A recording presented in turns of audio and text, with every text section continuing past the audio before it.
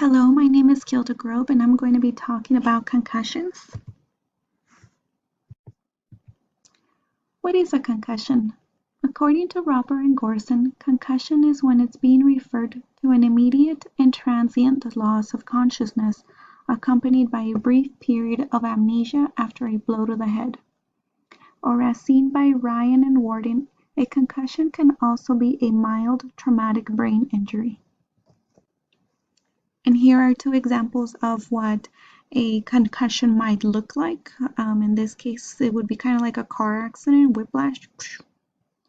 And then on the other side, you can see a concussion is a violent jarring or shaking that results in a disturbance of brain function. So, incidence. It's actually more common than one may think. According to Roper and Gorson, 128 people per 100,000 in population in the United States yearly. This is what can occur with them. And these types of injury are also seen on young adults. And according to Jessel, Fields, Collins, Stick, and Compton, in people between the age of 15 and 24, sports is the second to car crashes as the leading cause of traumatic brain injury. So what causes them? In reality, it can come with any type of head trauma, where one can get a blow to the head, where it can lead to a brief period of amnesia. Or for instance, this can happen in sports with players who get hit in the head, but it can also happen if one falls or is in a car accident. For sports, right here in this image, how it says correct and incorrect, this would be like head spearing, and this is where the brain can get hurt really bad and cause some brain injury here. And then this is where if somebody's falling, it can hit their head. This one, somebody has already fallen and feels like the world is moving around, and this would be of a car accident. So what are the symptoms? What should one look out for? Well, first things, we should see if that person is all right. Did they hit their head? Did they lose consciousness? If so, then one has to check to see if they wake up. They would have to get them slowly have them get up. Usually, the person who was injured will have to get checked by a doctor.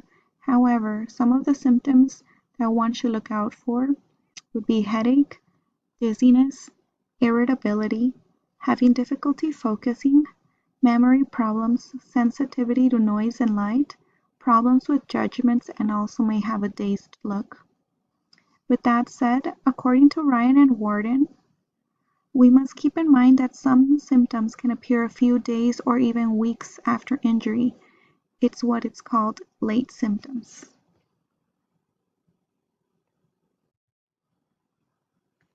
Some of the treatments and responses to a concussion would be that it can be treated with anti-inflammatory medications, rest, limiting a lot of stimulation such as noise or a lot of light. Have the affected individual take a break from mental activities like reading. And during this time, that person should also not be playing the game if that person is an athlete, or they should also not be driving. Resting should allow the brain to eventually recuperate.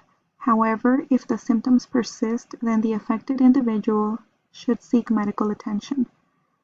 Then the healthcare professional will determine if additional testing is needed, such as an MRI or a CT scan.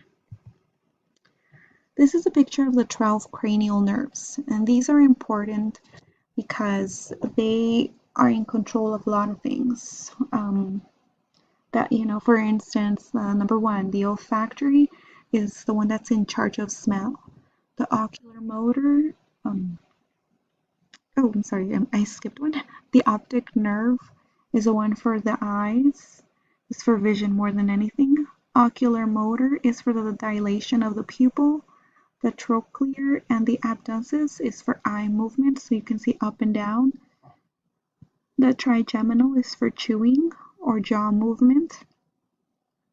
We have facial as well. That's, muscles of the face.